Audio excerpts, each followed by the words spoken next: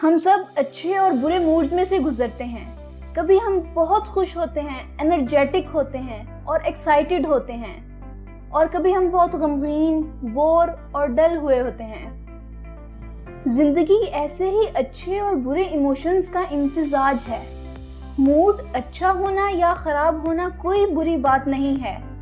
हम इंसान हैं और अल्लाह ने इंसानों को ऐसे ही बनाया है। लेकिन प्रॉब्लम उस वक्त आती है जब हमारे ये अच्छे या बुरे इमोशंस हम पर हावी हो जाते हैं और हमारे रोजमर्रा के कामों को अफेक्ट करते हैं। मिसाल के तौर पर मेरा अपनी किसी कॉलीग के साथ किसी बात पर कोई हीटेड आर्गुमेंट हो गया है और मुझे उस पर रह रहकर गुस्सा आ रहा है और मेरा मूड सख्त खराब है उस पर गुस्से की वजह से। और अब मैं वापस घर जा रही हूँ। ट्रैफिक में भी बहुत रश है, गर्मी है और मेरा मूड खराब से खराब हो रहा है। अब मैं घर पहुंचती हूँ और डोरबेल दे रही हूँ, लेकिन गेट नहीं खुल रहा। आखिरकार कोई घर वाला गेट खोलता है तो मैं उस पर बरस पड़ती हूँ कि इतनी देर से दरवाजा क्यों नहीं खोला।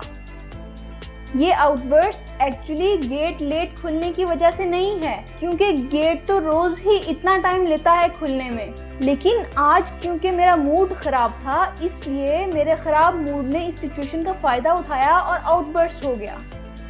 जिंदगी में बहुत गलत फैसले और बहुत गलत एक्शंस जो हम नहीं करना चाहते, हमारे खराब मूड और इमोशंस के गलबे की वजह से ही होते हैं। और एक अहम बात, यूजुअली हम सब ये समझते हैं कि हम गलत फैसले अपने डाउन टाइम्स में करते हैं, यानी जब हम बुरे मूड में हों।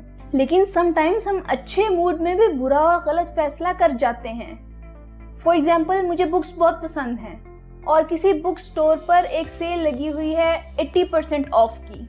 ये इवेंट मेरे लिए बहुत खुशी की वजह है और मैं बहुत एक्साइटेड हूँ। मैं बुक स्टोर पे जाती हूँ और बहुत ज़्यादा शॉपिंग कर लेती हूँ, लेकिन बाद में आई फील कि इतनी सारी बुक्स की तो मुझे ज़रूरत ही नहीं थी।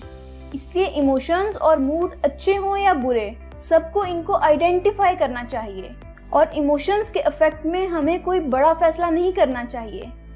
ये बहुत अहम है, लेकिन ये कहना तो आसान है, करना बहुत बहुत मुश्किल। आज हम आपसे एक टेक्निक शेयर करेंगे जो हमें सेल्फ अवेयर होने में मदद करेगी।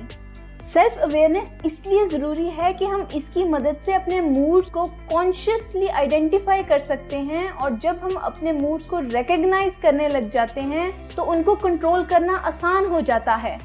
एक बेहतरीन और आजमूदा तरीका सेल्फ अवेयरनेस को इम्प्रूव करने का ये है कि आप अपने इमोशंस की एक डायरी बनाना शुरू करें।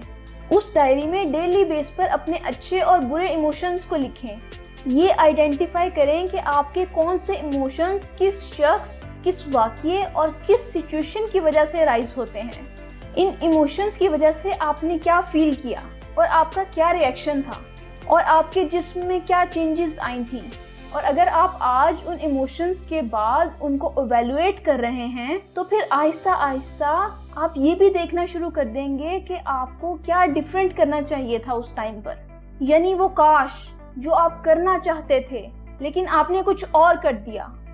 ये आप घर, ऑफिस और दोस्तों की गैदरिंग सब के लिए लिखें। कुछ वक्त के बाद आप सेल्फ अवेयर और कॉन्शियस होना शुरू हो जाएंगे कि आपके कौन से ऐसे इमोशंस हैं जिनकी वजह से आप डाउन हो जाते हैं या एक्साइटेड हो जाते हैं, कौन से ऐसे लोग हैं और कौन सी ऐसी चीजें हैं जिनकी वजह से आप एक्साइटेड हो जाते हैं। यकीनी तौर पर इस एक्सरसाइज को 1 महीना करने के बाद आप वाज़ेह फर्क देखेंगे।